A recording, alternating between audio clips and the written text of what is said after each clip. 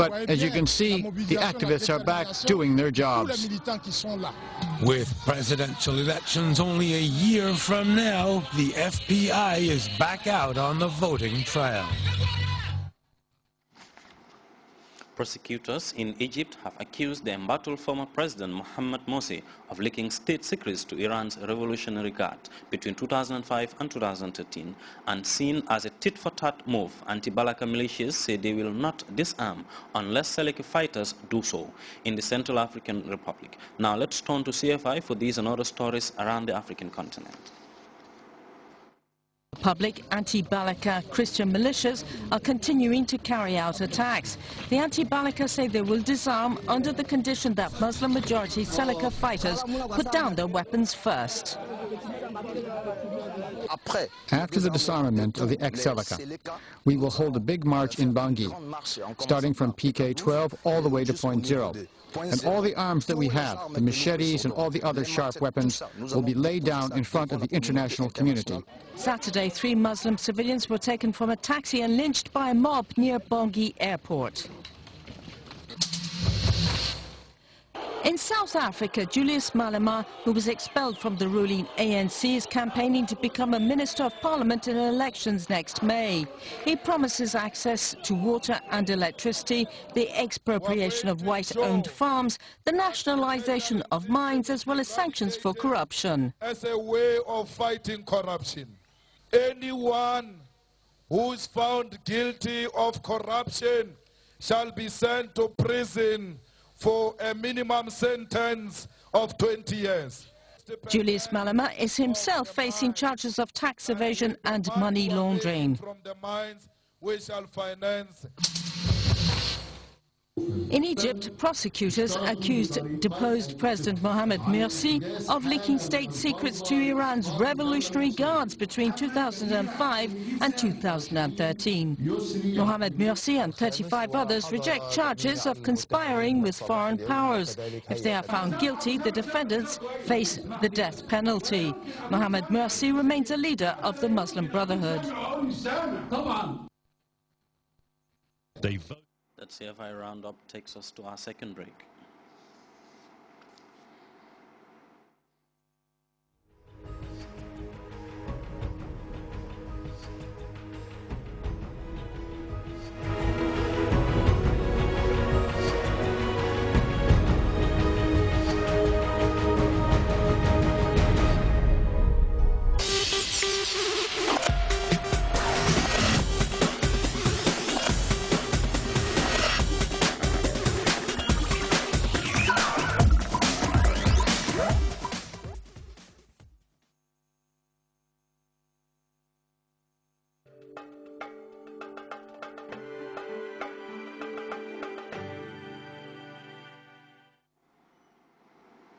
Welcome back. Let's now turn our attention to the weather news courtesy of the Central Forecast Office.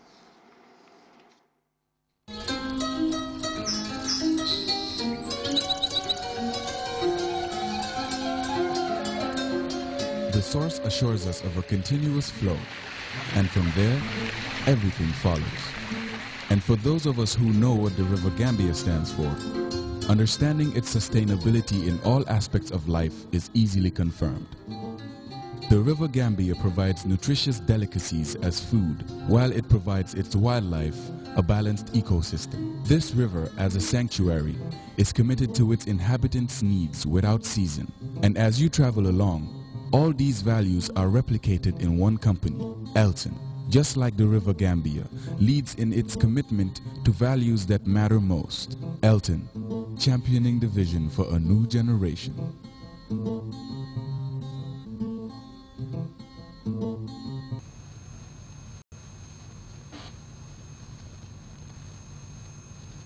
Hello viewers and welcome to Weather Forecast. We had a sunny and a warm afternoon. The satellite picture we have for you indicates convective clouds over central and the southern Africa. These clouds will eventually give rain and thunderstorm over affected areas, as over the Gambia and Senegal remain clear. For tonight, it will be dry, relatively cool and occasionally windy across the country, whereas for tomorrow it will be partly cloudy, cool and hazy in the morning, then becoming sunny and warm in the afternoon. across the country.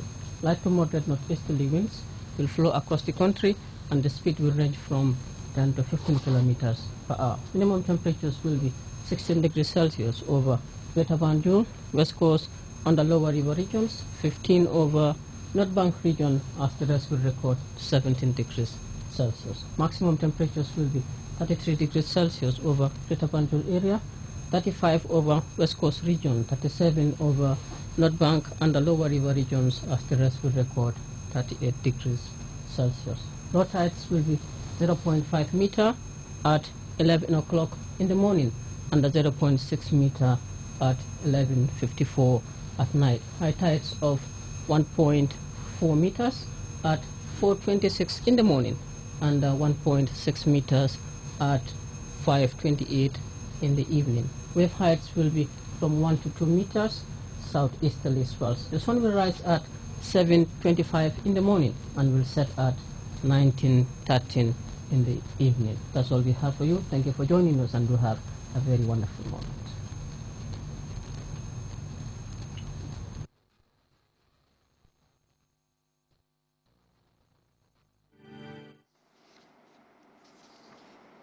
And before we take leave of you, a quick reminder of the day's top stories. Visiting archbishops from West Africa have been sharing praises on the Gambia for maintaining an enviable religious coexistence. They made these remarks during a courtesy call on Secretary General, Minister of Presidential Affairs and Civil Service, Mamadou Sabali, at the State House.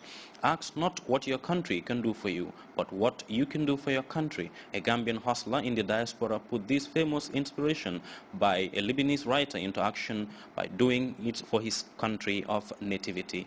Despite his trial at the ICC, the party former president, Laurent Gbagbo, found that is setting its sights on the 2015 presidential election in the Ivory Coast.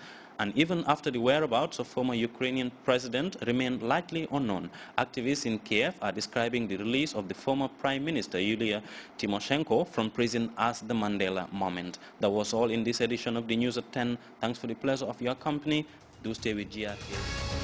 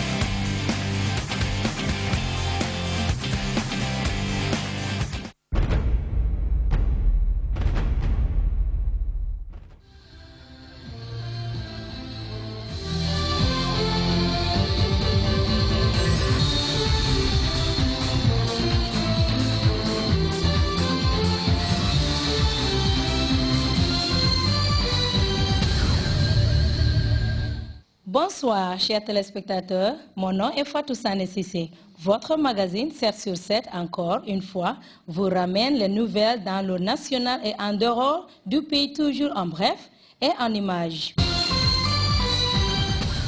Passons d'abord à l'actualité nationale. Le chef de l'État, cher professeur Alhaji Yaya Jammeh, a suivi avec beaucoup d'attention la présentation en 3D du campus de l'Université de Gambie, une maquette réalisée par la firme Pan-African Consulting Engineering.